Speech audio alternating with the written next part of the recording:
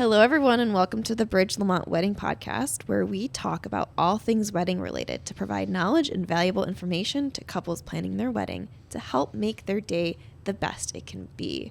I'm here, Alisa, with my husband, Kevin, and we have an exciting episode of basically we posted on Instagram to get everybody, like previous couples, married couples, what their biggest wedding day regret is. So we're going to kind of go through some of those and just kind of have a little bit of a conversation, share them, and yeah, have some fun. So Kevin's got all of those on his end, so he'll say them and we'll just have a little chit chat.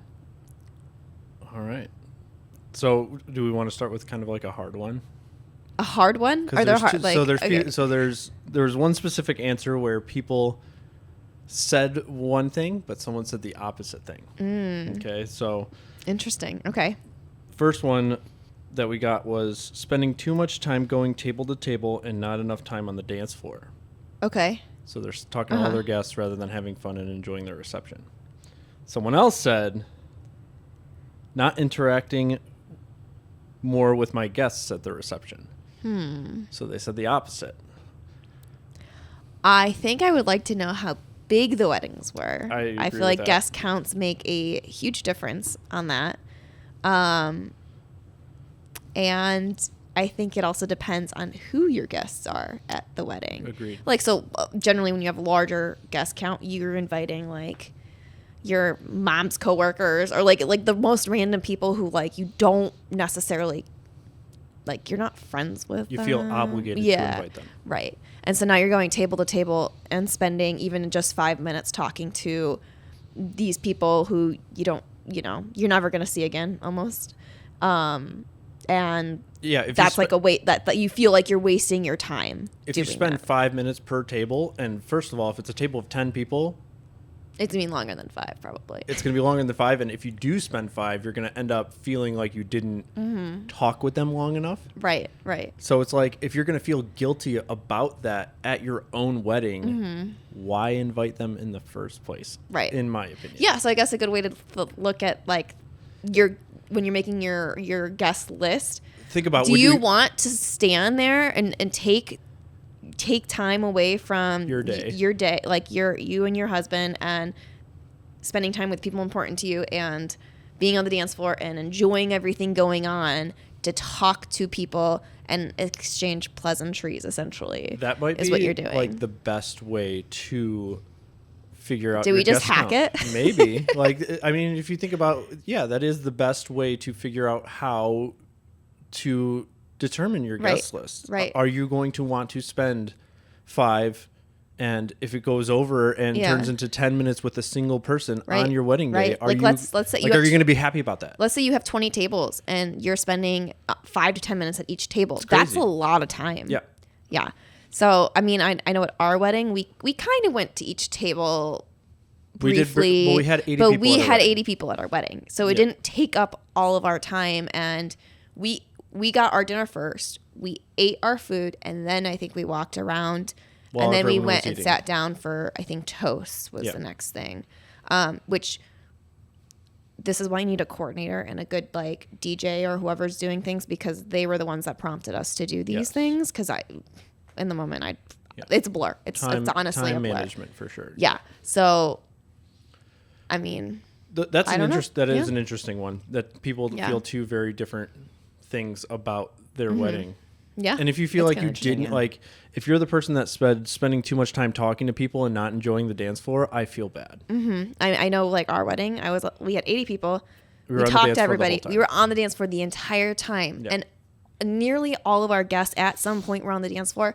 And I don't think you and I were dancing together that often, honestly. We were dancing with everybody around us. Like, it was a big group thing. It was a lot so of fun. I feel like interacting on the dance floor is almost more fun than just like, oh, what have you been up to lately? Yeah. So what's new in your life? Yeah. I really like that one now that I think about it. That was good. We hacked the guest invite situation. Yeah. So you can knock off a couple tables off your list right there. Second one on here is not hiring a videographer. I feel like that did come up a couple times. So I do think that even if it's someone that's just a content creator, I think that is a good investment of your dollars. Yeah. I mean, it's not like we watch our wedding video that often, but I do like the I fact like that it's having there. it. Yeah, I like the fact that it's there. We even have the raw footage too. Our videographer gave us. We never. I mean, I feel like you kind of went through it, but it was a bunch of like weird random clips. I think it was literally everything he took. He just put on the flash drive, so you had to like go through and find what you wanted. That is what the raw footage is. Yeah, I know. That is how it works. But I mean, you're like, oh, we should rewatch our ceremony. But for me, I'm like, I feel like I was just so like it wasn't awkward, but I don't know. I don't even know what was said. So I guess maybe for our next anniversary. Wait, we just had an anniversary. Maybe we should watch it. Anniversary. It's definitely a blur. But yeah, I think having a videographer is definitely something that is, I mean, it's all about priorities, but I think that is, I mean, it came up a couple times. That is a regret of people. I love this. I mean, I guess it's not newer, but within the last couple of years is the content creators coming and they're making things that you can post on social media, and they're taking like raw footage, but they're very much in the moment. So it's not like super like quote unquote, I guess, professional videography and like making a whole synopsis, like 5-minute clip of your wedding, which I think is kind of what we had. It's more of like, okay, I don't know, things that are quick to the eye, and it's, I don't know, it kind of, I don't know what I'm trying to say. Bite size. Yeah, bite size. There you go. And I like that a lot. And I think that people like that too. Next one. This is kind of a sad one. It says, having others make choices for me. It was their wedding at the end of the day and not mine. Sad face. Wow. That's a regretful one. That hurts me for them. Yeah. For sure. Like to, I mean, to I feel like, in my head, what I'm thinking is like a mom or a mother-in-law coming in and being like, making all these decisions that weren't what the bride wanted, which is another reason why I'm like, get a coordinator, because they can kind of keep those people in line, or like fake them out in a way where you're like, oh yeah, you're making this decision, but like really you're not making the decision, and the bride's making the decision. I'd like to know if that was specific to wedding planning or wedding day. Because coordinator definitely would help day of, but like leading up to, to me, that is kind of guest count related or guest list related. I'm viewing it as like decor, food, like, oh, you can't do this, you have to do this, or like you can't serve pizzas at your wedding, you have to serve like chicken and meat and like a plated dinner. That's what I'm seeing it as. So, and I can understand why some people do allow this, because if you have parents that are investing in your wedding, essentially giving you X amount of money, they almost feel obligated or entitled to have a say in these things. Like they want to have a say in the guest count. They want to have a say, or who's invited, what's served, who you hire, what the decor is, and then it essentially makes it like their wedding. Yeah. And I think that's really hard for people to figure out, because of course, like, weddings are not cheap. So having that money, is helpful, but it's like, at what point can you allow them to have some sort of say without them taking over your day? Yeah. It's a hard balance. That is. I wish I had better advice for people on that. Yeah. It's all about family dynamics. Yeah. Like, besides give them something. There's only so much you can do. But not everything. I think it's at the beginning of the process. Like, you need to make sure you don't like let go of it. You need to set boundaries at the beginning of the process, being like, hey, like, I know you're helping us out with this, and but ultimately this is our day, and we really have a vision, and we're going to make the decisions that make the most sense for us. Right. And maybe you compromise on certain things. Correct. But you kind of need to communicate with people, like, what is uncompromisable. Yeah. It's hard. I guess that's our all advice. Depends on all depends on family dynamics. Yeah. Not having bridal party sit during the ceremony. I'm pretty sure I submitted this one. I'm pretty sure you did. So, I'm almost exactly sure you did because I see it right here. it's my name. Excuse me. Yeah. So, and I was just talking to my friend who's getting married, and she was like, I don't know where I'm gonna have the bridal party stand during the ceremony because they have an outdoor ceremony, and I think it's like steps up or something like that. And I was like, well, just have them sit. Either have them the front row or the second row if you want your family sitting in the front row. And she's like, oh, I never thought about that. And I was like, that's my biggest regret from my wedding is not having my bridal party sit. We didn't have a ton of space where we had our ceremony. We had it at the bridge in front of the fireplace in the cocktail room, like during construction. So it's that we can't do that here anymore in our space with how everything's set up. But we did it before things were done. So there wasn't that much space. We had like 7 people on each side. And when I look at pictures, I see them kind of like leaning over or like fanning out or trying like, and it was just didn't look even. And they couldn't see very well. And it's fun to see people's reactions and faces too. So like if they're sitting and watching it, they get to like enjoy it more, if that makes sense. And then your pictures are just you two there because I know like at all photos, like you see at least 2 or 3 on each side standing there. Most of them, like there's not as many photos of just like a close up of you and me because they were so close to us because there wasn't a lot of space. I think it's a better experience for the people standing. I've stood up in a couple weddings and like it kind of sucks because you can't see, unfortunately. So and then you're trying to focus on like your facial reactions or like, are you smiling? Are you too serious? Because you know it's all going to be photographed or videoed. So I mean that's my suggestion. I think you're too much in your head on that one. Maybe it's a girl thing, like being like, oh, I don't want to look stupid up here. I just think it's efficient. Yeah. But that's my brain. That's maybe a guy thing. Yeah. Like they can all stand up there, watch you walk down, and then once you're then they should like they can get front row seats. Yeah, like then go to their seats and sit and watch. Yeah. And they can still file out if you want them to file out too, if that's important. Next one? Yeah, next one. Not having a reception dress. So I assume this means like changing out of your bridal gown, like your wedding dress, to a separate dress something for that's the reception. More comfortable to party in. Yes. But I loved my wedding dress and I thought it was plenty comfortable to dance in and have fun in. So I don't agree on this one, but I think from your perspective. From my perspective, because my dress, it was a little bit more fitted.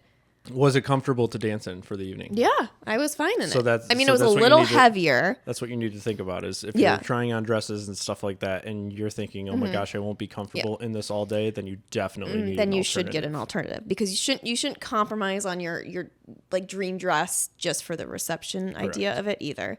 But also think you only wear that dress once. True.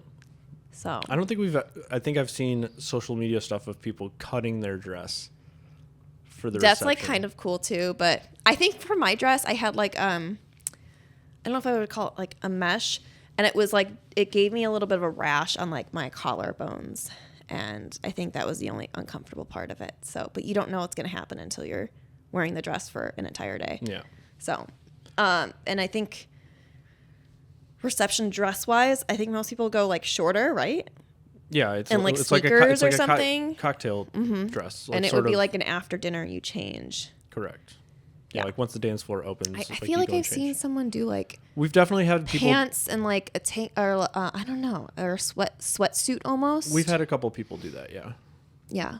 I don't think we've ever seen people like destroy their actual wedding gown. I would love to see that. If someone who's having their wedding coming up is going to plan on doing that, let us know because we want to capture that moment for sure. Yeah.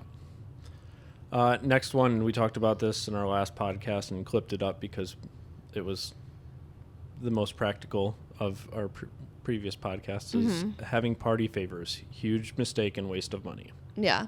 That is. So we'll just recap what we talked about is like, it's a waste of money. You don't really need People don't take them home all the time. Then you're left with a box of stuff that you paid for and don't want to throw out. And like our wedding was during COVID, and so I got hand sanitizer because I was like, people would appreciate that. And it was like scented, like it was like a special scent, and it had like a label, and I think it had like our names on it. And then we also did like masks because they were like required if you like did stuff. So they had our names on it too. But we still had like a box of them left over. So I don't know. It was just. I wonder if we still have wedding masks. I don't know. We might have thrown them out. I wonder. Who knows? They were black. They were actually kind of cute. Very sleek. Not having better idea of pictures I wanted with my bridesmaids and wedding party as a whole. I would just, I mean. I feel like that should be any experienced photographer should kind of lead you in that direction with their planning meeting. But I guess if they don't, then yes, you definitely need to take the lead on. I don't think. Sorry, I keep talking about our wedding because that's like what I can relate it to. I'm pretty sure our photographer like prompted all of it. I feel like that should almost be part of the planning meeting with the photographer. Mm-hmm. I mean, and if it's not, then you need to. I think we each took group photos. I think I took some photos with just my two sisters, and then I took a photo with a list with each one separately. I don't know if you made the list or what, but she had a list. I think she had a list, and we kind of went through it together. Like it was like Correct. a list, and then you just kind of take off whatever doesn't relate to you. But and if that's not like an efficient process, that can be a huge waste of time in your day too. Like if you want to get a lot of stuff, but it's not like your photographer calling it out.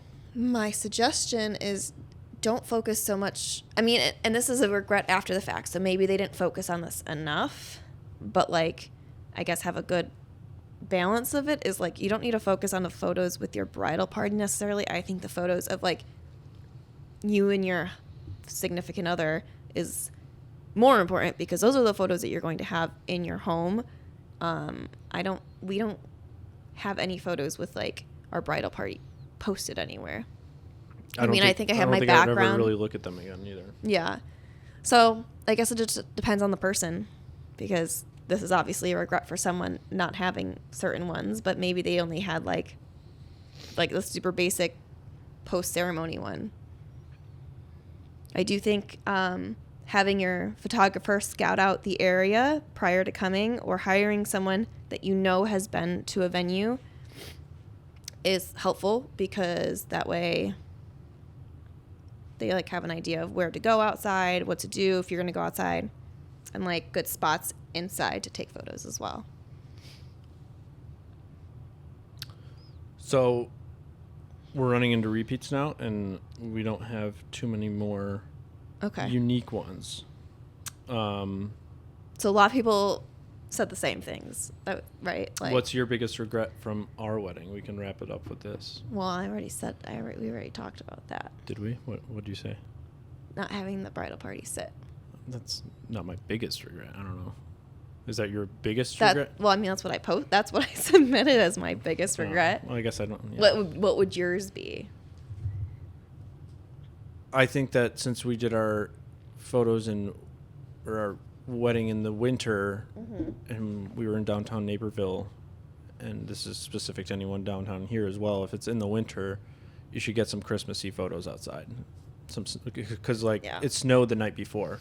Like you have a couple really cool pictures of you in your wedding dress outside your parents' house. Yeah, I do. Yeah. Those are really cool, and like it was fresh snow and stuff like that. I thought that was awesome. Yeah, I wish you were almost there and we took photos. Correct. Yeah, something.